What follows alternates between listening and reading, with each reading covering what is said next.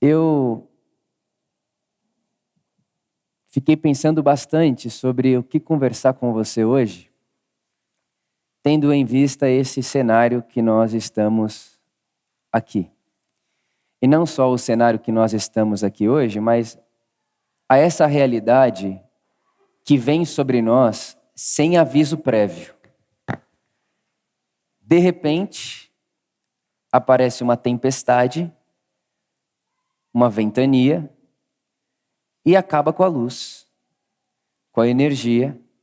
E esse lugar que nós estamos agora é um dos milhões de lugares que nesse exato momento não tem como ligar energia. Ou seja, tudo que precisa de energia para funcionar não está funcionando em milhões de lugares nesse exato momento. E muito interessante que essas realidades que se sobrepõem ao nosso controle ou à nossa capacidade de controlar certas coisas, elas não fazem aviso prévio. Elas aparecem de repente. Do nada, chega na minha vida e na sua vida uma ventania, uma tempestade, um vendaval, e produz em nós apagões. A sensação de você estar andando por uma estrada durante o dia e você calculou que levaria 2 horas para passar por aquela estrada, mas de repente você se perde no caminho e o sol que ilumina o dia começa a sumir, começa a se pôr, e junto com o sol a luz vai indo embora, e de repente você está num lugar que você não sabe onde é, sozinho, sozinha, ou com pessoas que também não sabem onde estão, e você tem que fazer uma escolha diante da escuridão que te sobreveio de maneira surpreendente e não controlável. E a escolha que você tem que fazer é: a gente vai arriscar continuar andando e cair num precipício? A gente não sabe se tem um buraco, uma montanha. A gente não sabe o que pode nos esperar ali na frente, no próximo passo. Ou a gente vai esperar o sol nascer de novo de manhã. Ou a gente vai sentar e ficar quieto, parado, esperando, porque certamente de manhã o sol vai nascer.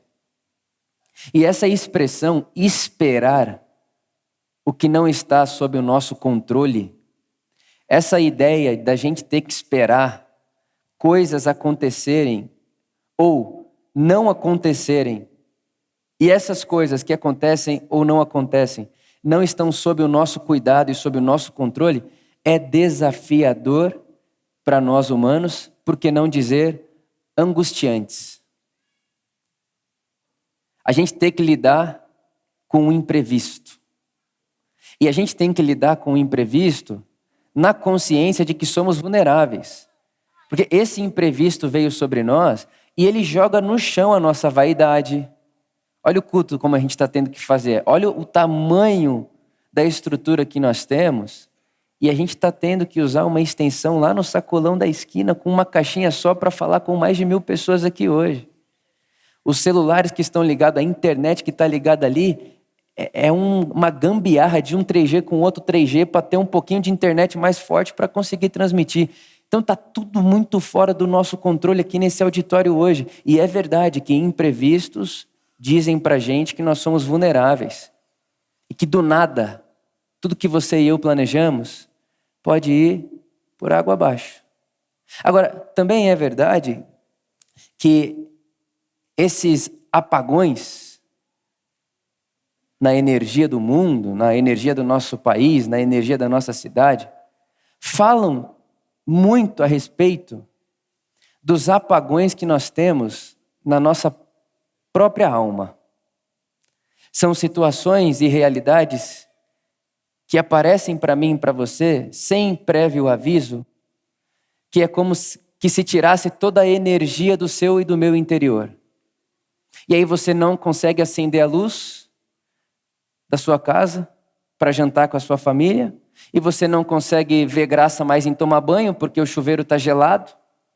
E é como se toda essa realidade externa a nós fosse se tornando ou fosse conversando com uma realidade interna ao Vitor e a cada um de vocês, a cada uma de vocês.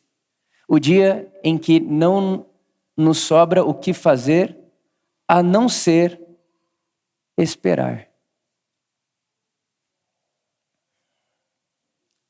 O dia que, além de esperar, você não tem o que fazer. O dia que a estrutura que você tem não dá conta de resolver seu problema. O dia que o histórico ou que os diplomas que você tem não dá conta de resolver seu problema. No dia que seu dinheiro não dá conta de resolver seu problema. No dia que a sua faculdade intelectual não dá conta de resolver seu problema. No dia que a sua condição de vulnerabilidade não dá conta de pôr você para resolver o seu problema. Nesse dia, só nos resta uma coisa: esperar. E pensa numa palavra não tão comum nos nossos dias e no nosso tempo, aonde conta-se para nós a ilusão de que se você quiser e tiver vontade mesmo, você pode resolver qualquer problema, e que você tem potencial em você para resolver qualquer coisa, e que se você está aí sentado esperando é porque você é passivo, porque você tem o que fazer, tem potencial dentro de você para resolver qualquer coisa. Num mundo onde essa fala se mostra, com aspas, muitas aspas, verdadeira, lidar com a expressão esperar ou lidar com a condição de espera pode ser muito frustrante. E eu me lembro a primeira vez que eu dei de cara com essa realidade. Cresci sendo um adolescente muito envolvido de boas e ótimas pessoas que sempre me incentivaram muito a ser um resolvedor de problemas, a colocar a mão na massa. Desde muito cedo aprendi a acordar muito de manhã, muito cedo, e dormir muito tarde resolvendo o problema, estudando, trabalhando e conquistar a vida e fazer todo esse negócio. Só que chegou um dia na minha vida, e esse dia sempre chega. Se não chegou para você, um dia vai chegar. Chegou um dia na minha vida que eu dei de cara com uma situação que apagou a luz da minha alma. Tirou a graça do tomar banho porque o chuveiro ficou gelado. Tirou a graça do encontro à noite em casa porque já não tinha mais luz dentro de mim. Essa realidade que é nossa hoje externamente se tornou uma realidade dentro da minha alma, e eu me dei conta que naquele momento, naquela hora, eu não tinha absolutamente nada para fazer a não ser esperar. Foi quando eu fui levado no Salmos capítulo 130. Salmo capítulo 130, verso 5, o salmista diz: espero no Senhor com todo o meu ser, e na sua palavra ponho a minha esperança. Espero pelo Senhor mais do que as sentinelas esperam pela manhã. Sim, mais do que as sentinelas esperam pela manhã. Espero no Senhor com todo o meu ser. Espero pelo Senhor mais do que as sentinelas pela manhã. Sim, mais do que as sentinelas esperam pela manhã. Muito bonito esse texto, porque o salmista está dizendo para nós que existe uma espera no Senhor que se compara à espera do sentinela pela manhã. E dentro do nosso mundo e do nosso contexto, a gente pode ouvir a palavra esperar e deixar essa palavra cair num senso de passividade. É quase que aquele cara não quer nada com a vida, fala que está esperando alguma coisa cair do céu. E muito provavelmente, se eu perguntasse para você, o que é que significa esperar no Senhor? A resposta seria algo parecido com: é esperar Deus fazer aquilo que só Deus pode fazer nessa situação. E ficar esperando, como quem não tem o que fazer mesmo. Só que é muito interessante o salmista que diz que ele espera no Senhor como o sentinela espera pela manhã.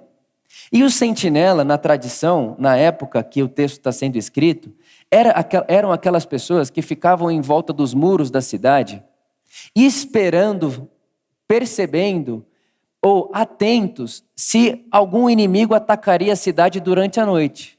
Porque nenhum exército, na época, atacaria uma cidade durante o dia. Você espera a noite e ataca a cidade durante a noite. Então, o que é o sentinela? É as pessoas atentas para ver se está vindo inimigo ou não. E essa sentinela espera tanto pelo amanhecer, porque quando amanhece, é como se você pudesse tirar o escudo de perigo. É uma espera que não é qualquer espera. É uma espera como quem vigia. Esperar no Senhor não é esperar passivamente de olhos fechados. Esperar no Senhor não é uma ideia de passividade. Esperar no Senhor não é uma ideia de senta lá e ver o que Deus vai fazer e fica aí sentado. Não, esperar no Senhor é uma disposição de coração de quem vigia. Não é uma espera passiva, é uma espera de quem sabe de que tem coisa acontecendo. Deus está fazendo alguma coisa. Deus não está parado. Jesus disse, eu trabalho até hoje e o meu Pai também trabalha. O meu Pai não para de trabalhar. Então, esperar pelo Senhor, esperar no Senhor, como sendo uma disposição de coração atenta, vigilante. Não é esperar passivamente, mas esperar atenciosamente. Eu sei que quando eu espero, tem um Deus trabalhando de alguma forma. Alguma coisa Deus está fazendo. Alguma coisa o meu Senhor está fazendo. Alguma coisa o Senhor da minha vida está movendo. Alguma coisa o meu Pai está fazendo, porque o meu Pai trabalha. O meu Pai trabalha. Então é esperar como quem vigia. Esperar no Senhor como quem tem disposição no coração. Tem inclusive um irmão aqui entre nós que passou um tempo agora longe do país. Passou um tempo fora do país. É muito legal ver o vídeo do pessoal que foi receber ele no aeroporto. Fica todo mundo esperando. Mas não é qualquer espera. Não é esperar como quem fica olhando um para o outro assim, será que ele vem, será que não vem? Será que vai? Não. A parada é a seguinte, ele vai chegar. Então é uma espera ativada. É uma espera cheia de expectativa. É uma espera animada. É uma espera viva. Não é passiva. Não é jogado, ficar sentado lá tomando café sabendo que está na hora da pessoa que estava viajando há 5 meses viajar. Não, é uma espera como quem sabe que alguma coisa está para acontecer. É esperar como sentinela. Essa é a primeira coisa que o texto ensina para a gente. Agora, uma outra coisa que eu tenho aprendido, não só com a minha vida, mas no pastoreio dessa comunidade, é que enquanto nós esperamos em Deus, a gente fica achando que Deus vai fazer alguma coisa no problema que apagou a luz da nossa alma. Quando a gente espera em Deus, é quase que automático, ou quando alguém diz para você, espere em Deus, é quase que automático você esperar Deus, nessa situação, aparecer com uma roupa de eletricista e sair ligando a luz de tudo aqui. A sensação que eu tenho é que é quase que natural do ser humano esperar que Deus apareça hoje aqui no nosso auditório, eletricista subindo nessa árvore aqui, que a gente já sabe que o problema é aqui, e já mexendo no fio. Então Deus para nós hoje apareceria com essa roupa, subindo ali naquela árvore para mexer naquele fio. É quase que a gente fica olhando para o fio, esperando Deus aparecer no fio. Só que às vezes a gente fica esperando Deus aparecer no fio e tão atento no fio que a gente não percebe que o que Deus está fazendo enquanto a gente espera não é vestindo a roupa de eletricista para arrumar o fio. Mas o que Deus está fazendo é trabalhando no nosso senso de perfeccionismo, de vaidade. A gente esperando que Deus apareça como eletricista no poste para pôr luz no auditório, e Deus trabalhando no coração do pastor e falando, mas por que você está preocupado?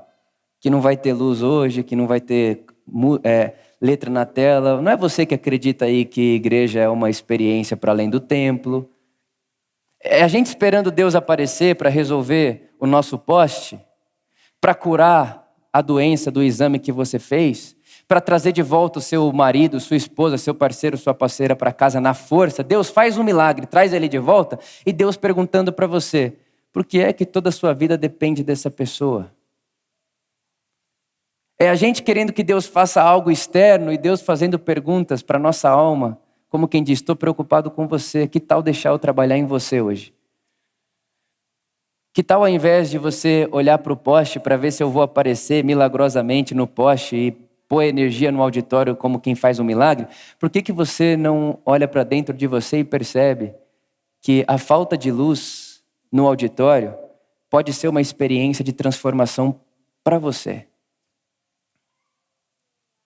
Porque a gente acha que Deus deveria ser um resolvedor de problema. E às vezes eu acho mesmo. Inclusive eu acho que tem alguns problemas que Deus deveria resolver hoje. Um deles, por exemplo, a fome. Eu acho um absurdo a fome existir e Deus não resolver esse problema. Eu acho um absurdo.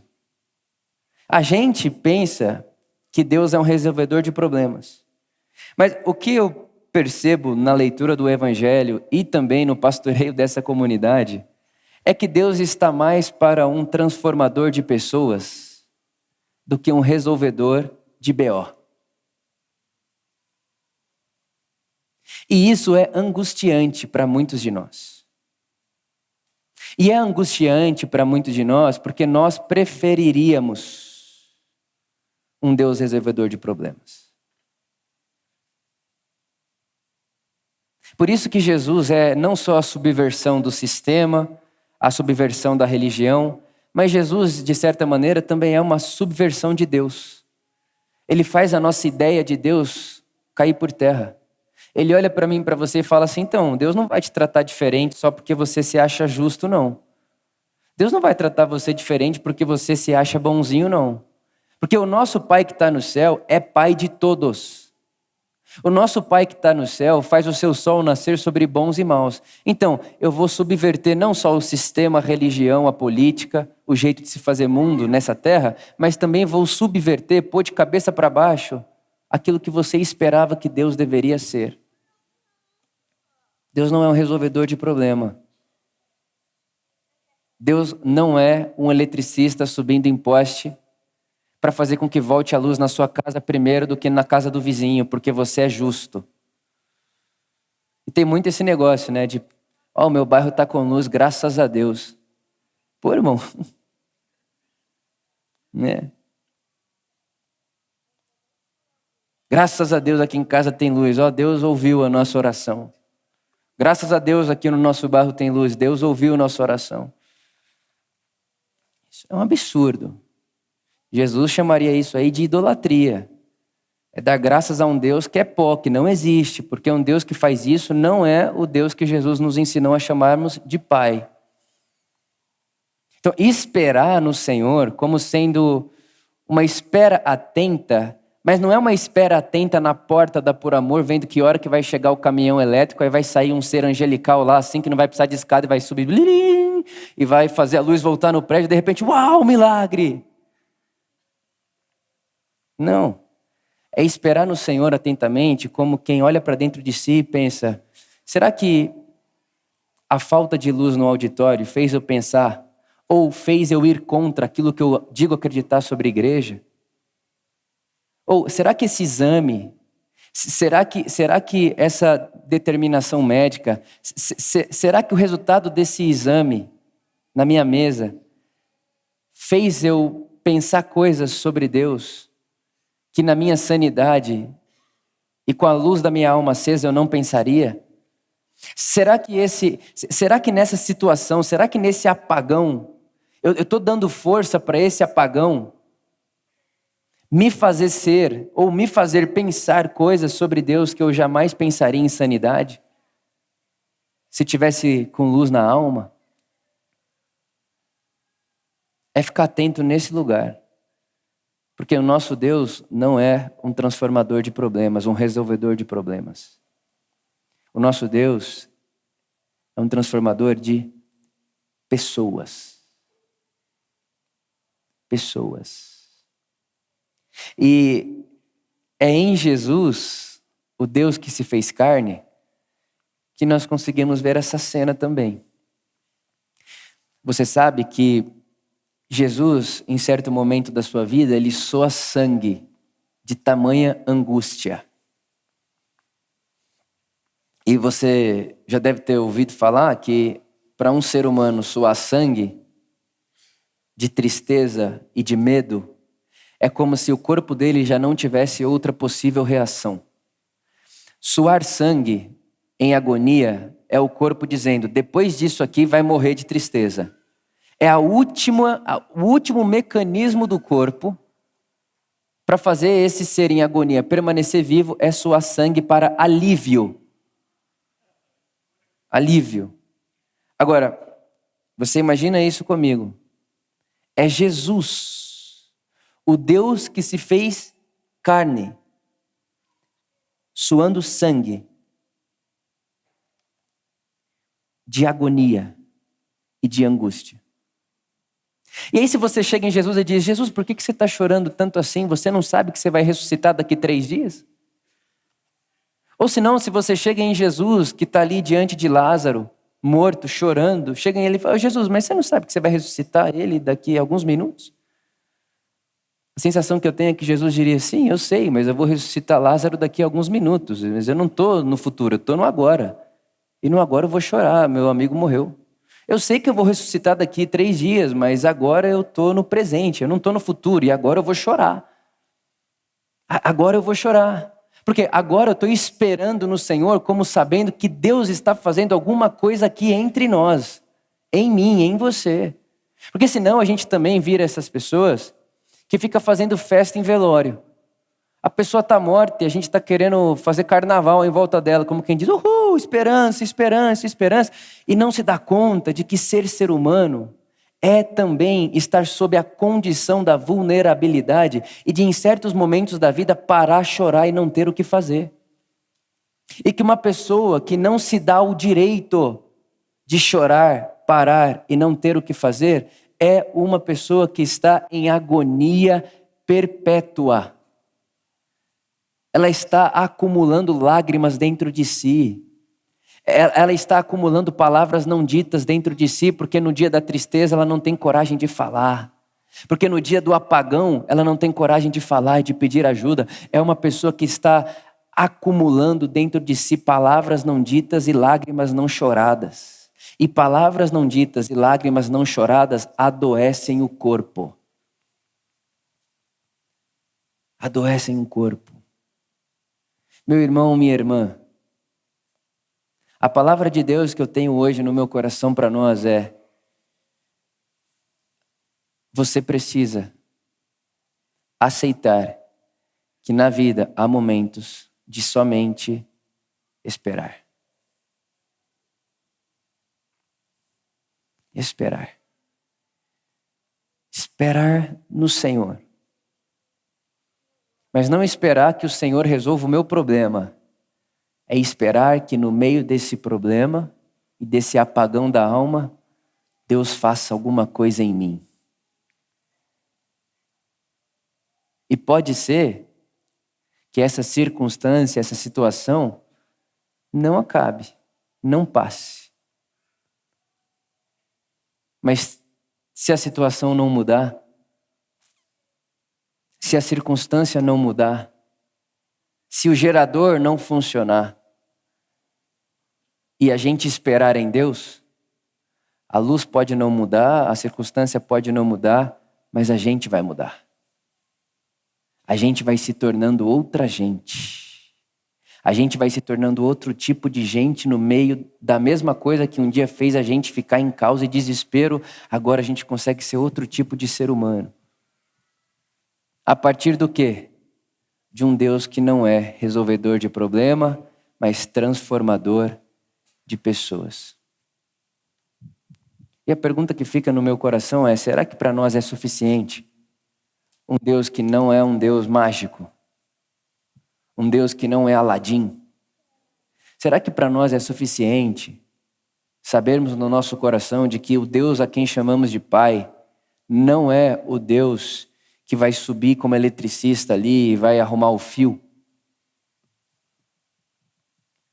Será que isso promove no nosso coração um senso de cuidado? É um Deus que está dizendo, Vitor, eu não estou cuidando da luz, eu estou cuidando de você. E cuidar de você não é fazer o que você quer o tempo inteiro. Cuidar de você é fazer de você um ser mais paciente. Cuidar de você é fazer de você um ser mais solidário, mais gentil. Cuidar de você é a partir desse caos, a partir dessa demanda de angústia, trabalhar em você de uma tal forma que quando você sair desse apagão, você seja outra pessoa, outro tipo de pessoa, com outro tipo de predisposição. Que é o que o Paulo vai dizer para nós, e eu termino lendo Romanos capítulo 8. Sem dúvida, um dos textos mais conhecidos da fé cristã. Romanos capítulo 8, verso 28.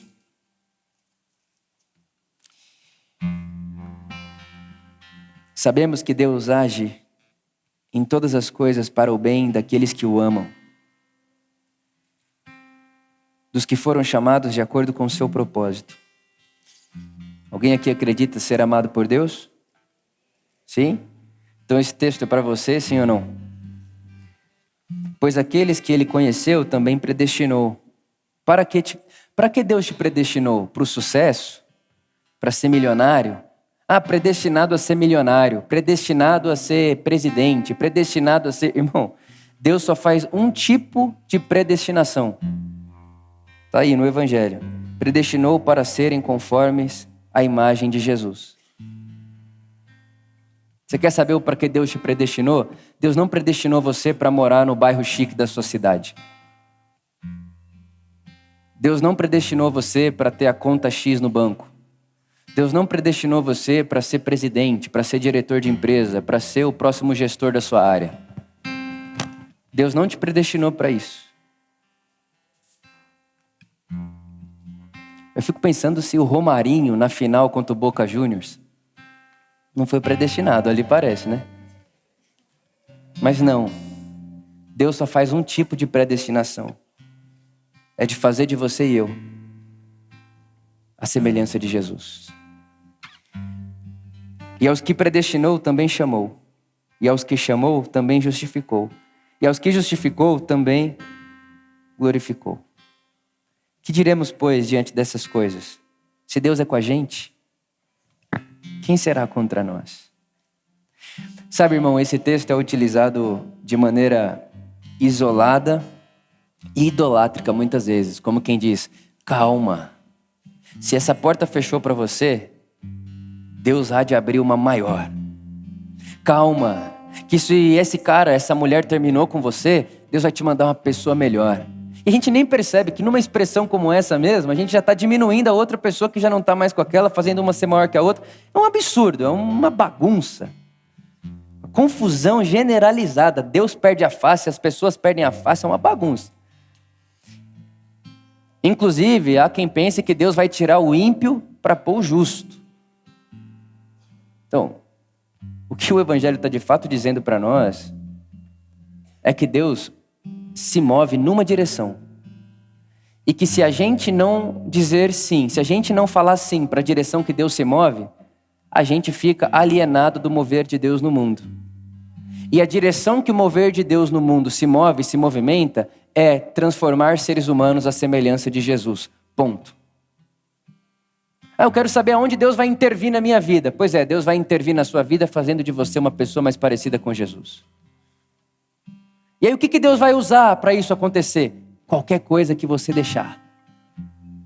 Qualquer coisa que você dizer, Deus, usa isso aqui dentro de mim. Pelo amor de Deus, faz com que essa circunstância, faz com que esse apagão na minha vida se transforme em matéria-prima para me moldar à semelhança de Jesus. Irmão, eu não desconheço oração mais poderosa do que essa. E eu desconheço uma espiritualidade mais saudável do que essa no Evangelho de Jesus. Uma espiritualidade que põe a expectativa em Deus, não em acender a luz do auditório, mas põe a expectativa em Deus para transferir de Deus para o Vitor parte da sua natureza, que é paciente, que não se desespera, que não é perfeccionista, que não é vaidoso,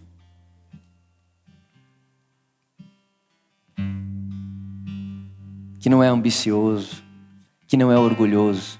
A expectativa que eu convido você a pôr em Deus, no apagão da alma da sua vida, ponha em Deus a expectativa de transferir para você parte da natureza dele. Porque é essa a promessa do Evangelho. 1 de Pedro diz que Deus nos predestinou a participarmos da sua natureza. E participar da natureza de Deus é se tornar um tipo de gente que glorifica Jesus.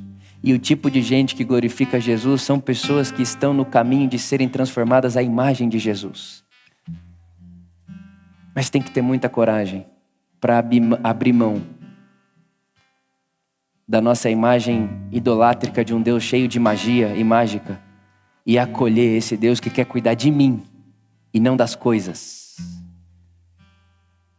Esse Deus que quer cuidar de mim e não das circunstâncias. Esse Deus que está transformando a mim e não movendo as coisas numa varinha, para lá, para cá, para lá e para cá. Fecha a porta, abre a porta. Tira esse porque esse não orou direito, esse é ímpio, bota o justo. Maluquice. Eu oro para que tenhamos coragem de nos colocarmos na mão desse Deus que não quer mudar as coisas, mas quer nos transformar em pessoas à semelhança de Jesus. E é isso que eu tenho tentado fazer na minha vida. Quando eu não tenho o que fazer, quando eu dou de cara com algo que não há o que ser feito, eu sento diante de Deus e digo: Deus, o que é que isso pode produzir de matéria-prima em você, para que você, através dessa matéria-prima, produza em mim algo que eu não teria se não fosse através de você? Como é que eu posso, nessa situação, receber de você uma coisa que eu não teria por outros meios? Dá para mim, Deus, o seu coração nessa situação. Deus apagou a luz de tudo. Como é que você se sente? Eu quero aprender como é que você se sente. Como é que você soa sangue, Jesus? Como é que você sofre? Como é que você dá de cara com o imprevisto? Como é que você dá de cara com a condição de vulnerabilidade? Como é que você passaria por isso, Jesus querido? Repara que é pôr atenção em outro lugar. É não ficar olhando para o poste esperando Jesus chegar com roupa de eletricista. É quase que um caminho de olhar para dentro de si e perceber o que é que a partir do que está acontecendo aqui fora, Deus pode se movimentar aqui dentro e fazer com que dentro de mim um rio de água viva flua para fora de mim. Que seja assim na minha vida e na sua vida. Que aprendamos a esperar no Senhor como quem vigia e como quem está atento, não no poste, mas no que Deus está fazendo em nós, a partir daquilo que estamos vivendo. Eu tenho certeza que nessa circunstância que você está vivendo, Deus está trabalhando em você. Em você. Deixe Deus trabalhar em você. Não apague a mão de Deus sobre a sua vida. Não apague o Espírito Santo de Deus na sua vida, que quer fazer de você o que Deus te predestinou para ser, semelhante a Jesus. Se isso não é suficiente, então talvez não é o Evangelho que a gente está querendo para a nossa vida. Porque o Evangelho só nos dá essa garantia. Predestinado, a quê? Ao sucesso, ao top 1, ao top... Não. A ser semelhante ao crucificado Jesus de Nazaré. Por isso que o mesmo Jesus disse que o caminho é estreito e poucos são os que desejam. Porque não parece ser muito glamouroso, não. Que o Espírito Santo nos mostre e faça de nós a semelhança de Jesus. Amém. Amém. E amém.